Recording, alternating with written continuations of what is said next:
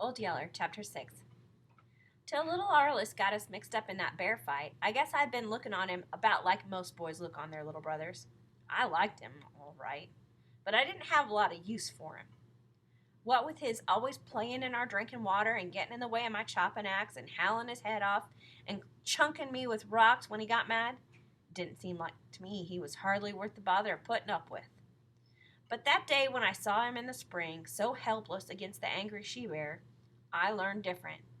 I knew then that I loved him as much as I did Mama and Papa, and maybe in some ways even a little bit more. So it was only natural for me to come to love the dog that saved him. After that, I couldn't do enough for old Yeller. What if he was a big, ugly, meat-stealing rascal? What if he did fall over and yell bloody murder every time I looked crossways at him? What if he had run off when he ought to have helped with the fighting bulls? None of that made a lick of difference now. He'd pitched in and saved little Arliss when I couldn't possibly have done it, and that was enough for me. I petted over him and made over him till he was wiggling all over to show how happy he was. I felt mean about how I treated him, and did everything I could to let him know. I searched his feet and pulled out a long mesquite thorn that had become embedded between his toes. I held him down and had Mama hand me a stick with a coal of fire on it so I could burn off 3 big bloated ticks that I found inside one of his ears. I washed him with lye soap and water and then rubbed salty bacon grease into his hair all over to rout out the fleas. And that night after dark, when he sneaked into bed with me and little Arliss, I let him sleep there, and I never said a word about it to Mama. I took him and little Arliss squirrel hunting the next day. It was the first time I'd ever taken little Arliss on any kind of hunt. He was such a noisy pest that I always figured he'd scare off the game. As it turned out, he was just as noisy and pesky as I figured.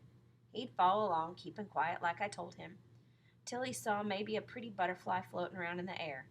Then he'd set up a yell you could have heard a mile off and go chasing after the butterfly. Of course he couldn't catch it, but he would keep yelling at me to come help him. And then he'd get mad because I wouldn't and yell still louder. Or maybe he'd stop and turn over a flat rock, and then he'd stand yelling at me to come back and look at the wiggling yellow ants and centipedes and crickets and stinging scorpions that all went scurrying away, hunting new hiding places. Once he got hung up in some briars and yelled till I came back to get him out. Another time he fell down and struck his elbow on a rock and didn't say a word about it for several minutes, until he saw blood seeping out of a cut on his arm, and then he stood and screamed like he was being burnt with a hot iron. With that much racket going on, I knew we'd scare all the game clear out of the country, which I guess we did. All but the squirrels.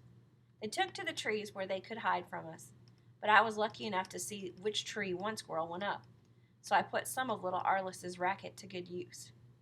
I set him in a circle around the tree, beating on the grass and bushes with a stick while I stood waiting. Sure enough, the squirrel got to watching little Arliss and forgot me. He kept turning around the tree limb to keep it between him and little Arliss.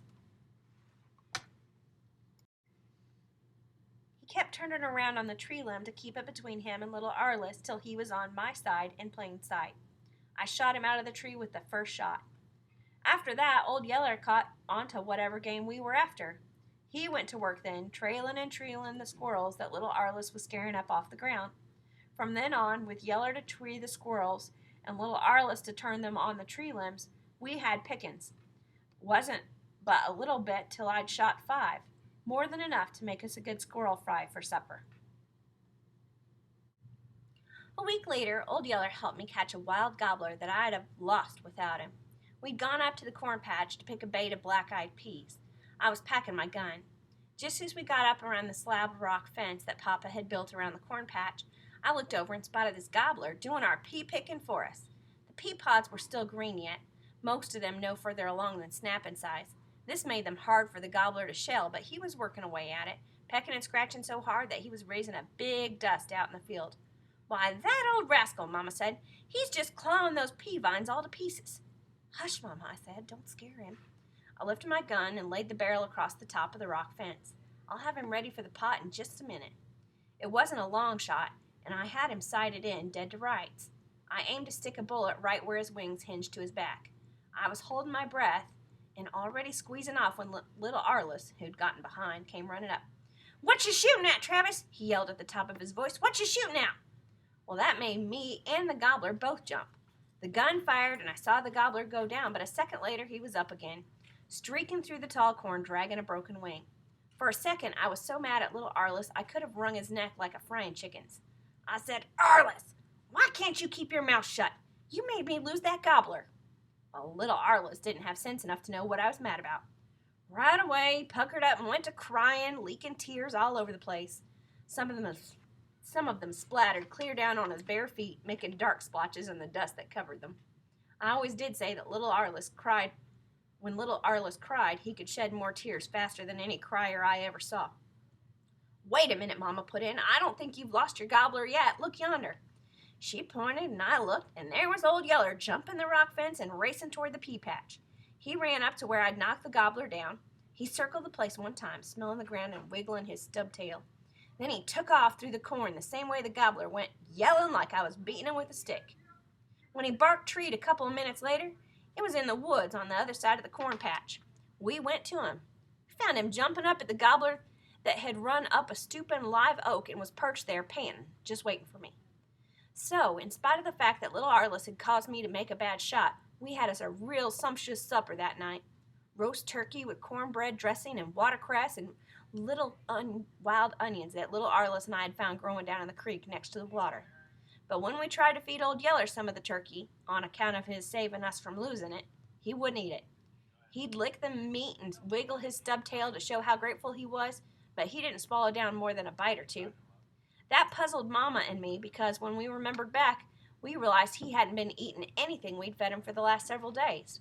Yet he was fat and hair as slick and shiny as a dog eating 3 square meals a day. "If I didn't know better," she said, "I'd say that dog was sucking eggs. But I've got 3 hens setting and 1 with bitty chickens, and I'm getting more eggs than the rest of them than I've gotten since last fall. So he can't be robbing the nests." Well, we wondered some about what old Yeller was living on, but we didn't worry about it. That is, not until the day Bud Searcy dropped by the cabin to see how we was making out. Bud Searcy was a red-faced man with a bulging middle who liked to visit around the settlement and sit and talk hard times and spit tobacco juice all over the place and wait for somebody to ask him to dinner. I never did have a lot of use for him, and my folks didn't either. Mama said he was shiftless. She said that was the reason the rest of the men left him at home to look after the women folks and kids while they were gone on the cow drive. She said the men knew that if they took Bud Searcy along, they'd never get to Kansas before the steers were dead with old age. It would take Searcy that long to get through visiting and eating with everybody between Salt Licks and Abilene. But he did have a little white-haired granddaughter that I sort of liked. She was 11 and different from most girls. She would hang around and watch what boys did, like showing how high they could climb in a tree, or how far they could throw a rock, or how fast they could swim, or how good they could shoot. But she never wanted to mix in or try and take over and boss things. She just went along and watched and didn't say much. The only thing I had against her was her eyes. They were big, solemn brown eyes and right pretty to look at. Only when she fixed them on me, it always looked like they looked clear through me and saw everything I was thinking. That always made me sort of jumpy, so that when I could, I never would look right straight at her. Her name was Lisbeth, and she came with her grandpa the day he visited us. They came riding up on an old shad-bellied pony that didn't look like he'd had his fill of corn in a coon's age. She rode behind her grandpa's saddle, holding to his belt in the back, with her white hair all curly and rippling in the sun. Trotting behind them was a blue-ticked hound she-dog that I always figured was one of Belle's pups.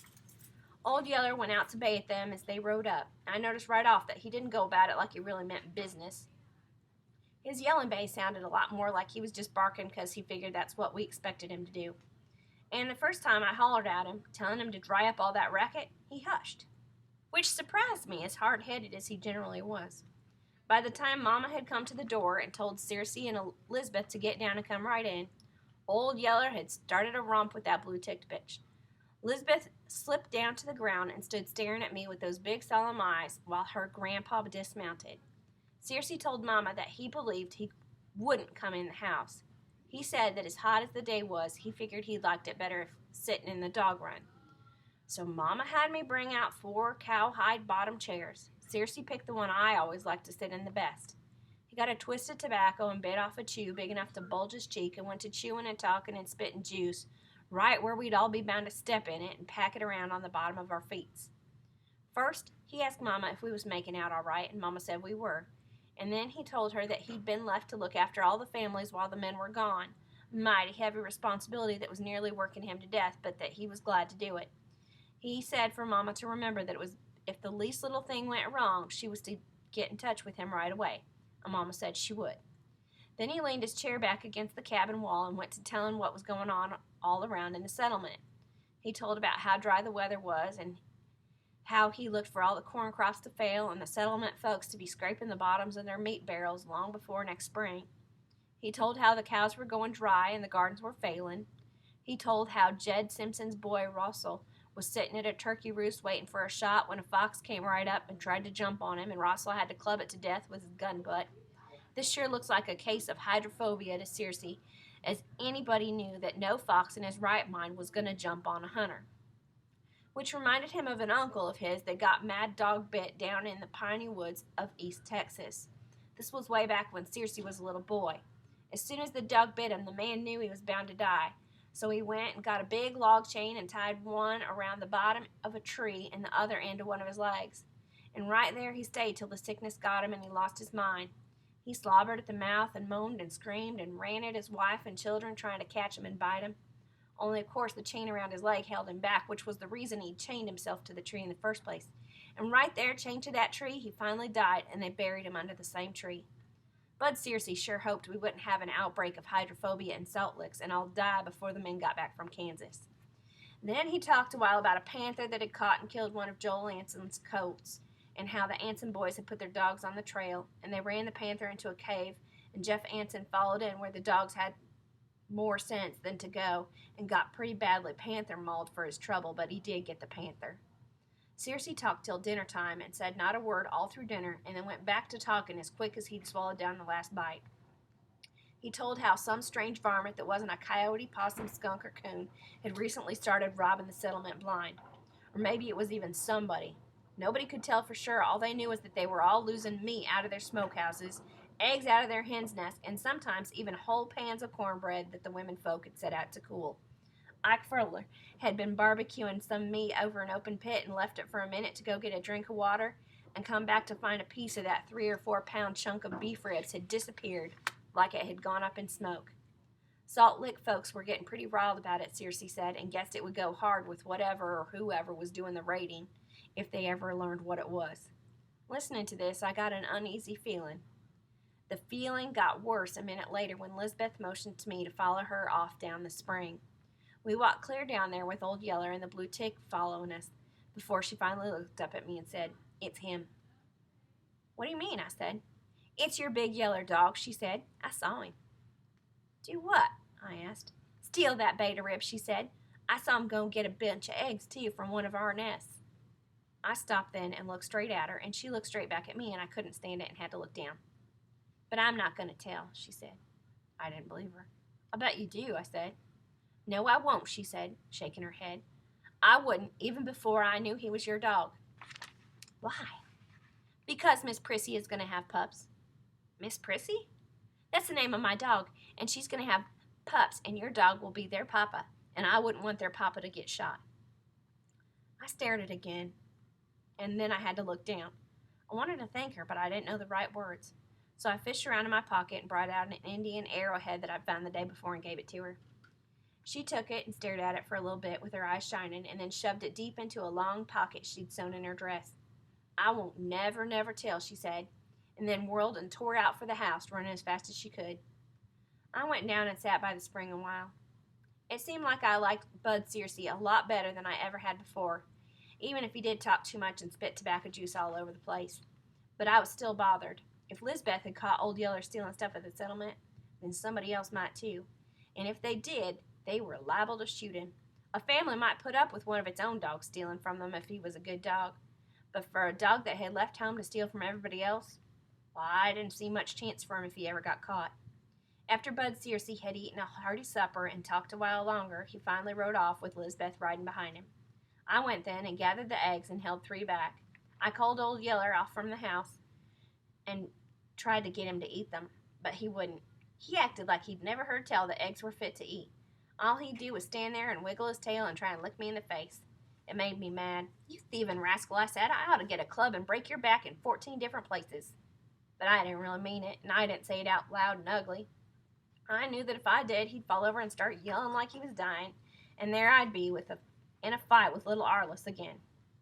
"When they shoot you, I'm going to laugh," I told him. But I knew that I wouldn't.